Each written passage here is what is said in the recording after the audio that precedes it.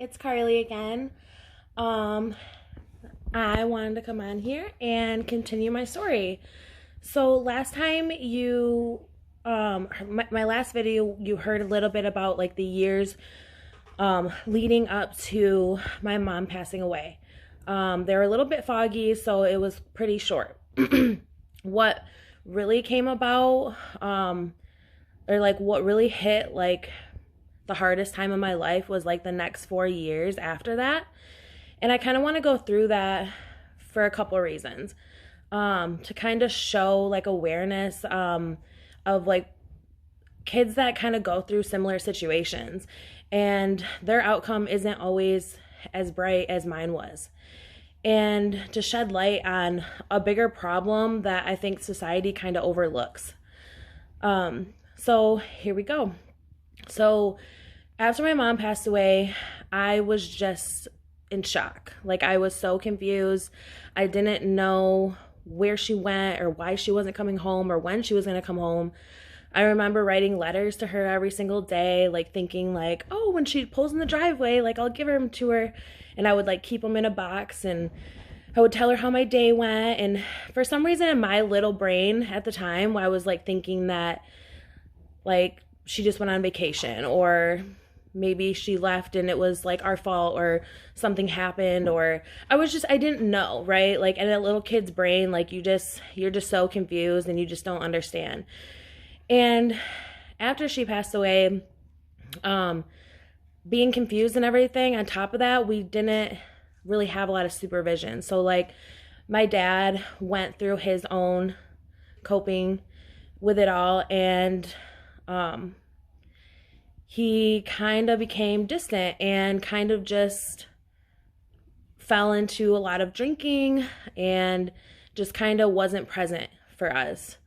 So we kind of had to grow up playing different roles after that. So like my oldest sister became mom, and my oldest brother was doing his own thing, coping his own way. And then there was me and my twin sister, and we were just trying to get by and live and survive. So I had to learn how to do the laundry and cook dinner and do my homework with the support of my sister, because we were in the same grade and we were just trying to figure it out for each other. And I remember there was some times where we didn't have groceries in the house, so like we would try to like wake my dad up on the couch just trying to get money to go get some food from the gas station, or try to ask him to like get Subway, or I don't know, anything, because there wasn't much. But we also had to learn how to like create like any type of food into a meal. So like bread and cheese, like toasted bread with cheese on it, or mixing SpaghettiOs and putting Parmesan on it to make it like a spaghetti meal, or just little things that like would just anything we could do what was in the house, right? And then when it would become empty, we would have to find alternate ways to find food. And it just became the reality of it. And I just ended up, from my perspective, like I ended up, in the wrong crowd maybe, or because I didn't have that supervision, I just kind of like watched older people around me, and that's how I learned to do things. And it wasn't always like the best things. And so I also was really depressed and really like confused and just a little child that just didn't know what was going on. So I just ended up having to be a 18-year-old at 8 years old. And that was the reality. But moving forward, throughout those years, it was just kind of like a struggle, just trying to like people would ask at school, like, how's life, or like how things going at home. And like, we weren't really supposed to tell them the reality of it. We were just like, yeah, everything's fine, because we were so scared of like getting taken away, right? Like we didn't want to get separated as a family. We didn't want to go into the foster care system. Like that was scary to us. So we just made it work for 4 years. And I then got caught up in a situation where I One night, me and a couple friends went out and drank alcohol. And this was when I was 12. And I ended up getting alcohol poisoning and I almost died. I got rushed to the hospital. I woke up like a couple days later, confused on what was going on. That at that point, like authorities got involved, and it was just kind of a really scary time. Like I didn't know when I was able to go home, when I was able to see anyone. That was really scary.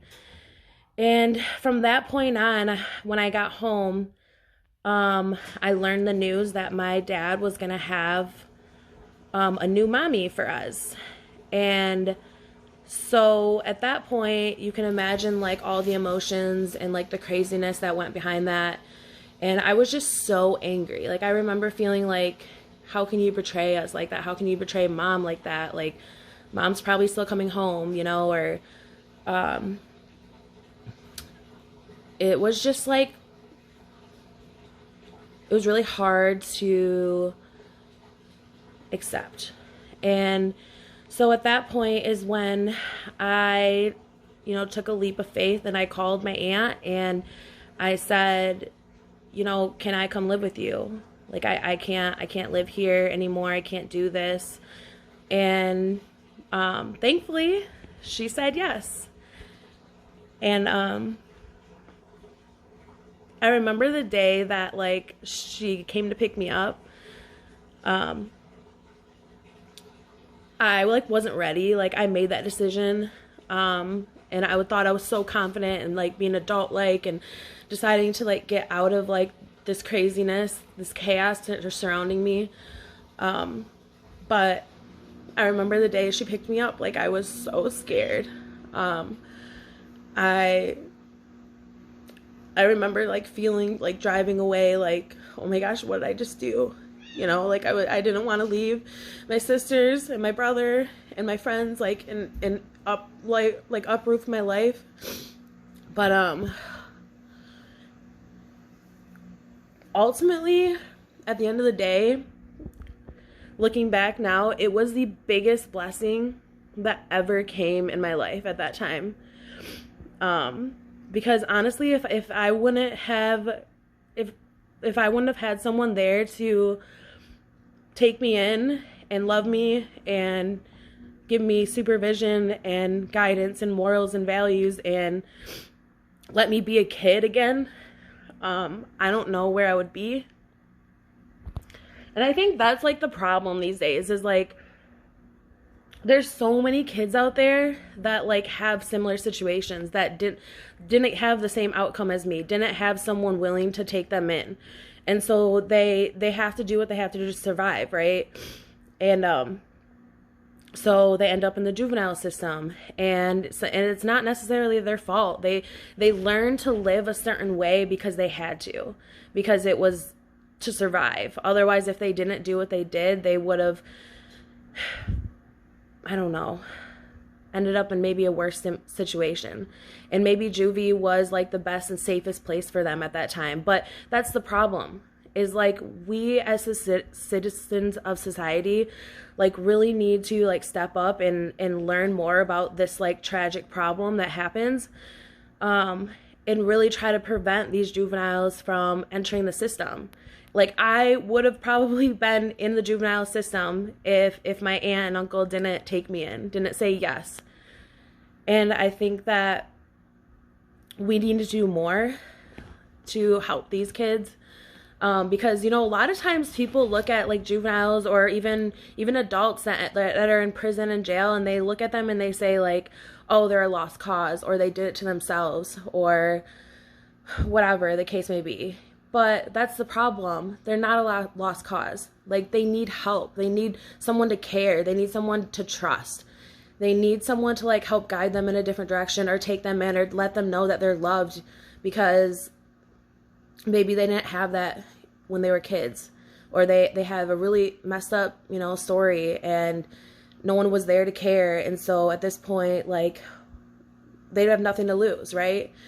And so we really need to stop this from like, repeating in our society.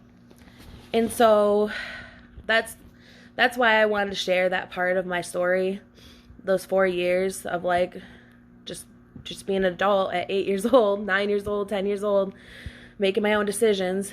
And as you can imagine, they probably weren't the best. And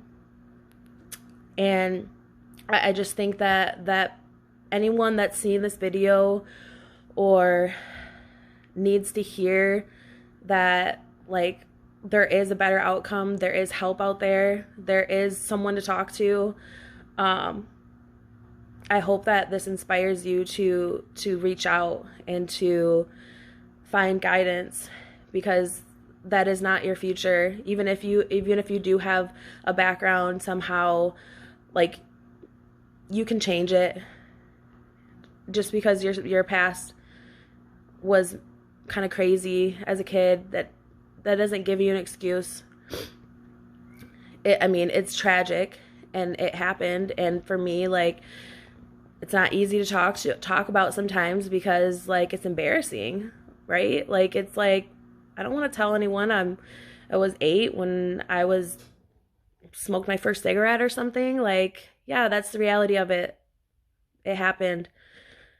But I'm now willing to share it, and I'm now willing to, like, talk about it, and just hope that my story can, you know, inspire someone else to keep going and leave the past in the past. It just makes us stronger as humans, as people. And if you look at it that way, then you're gonna keep striving to reach your goals, to accomplish your goals, and just to have a way different outlook on life. So I hope that this story gave a little bit of inspiration to anyone. And the next video will be more about the transition into a new home. So stay tuned. Thank you.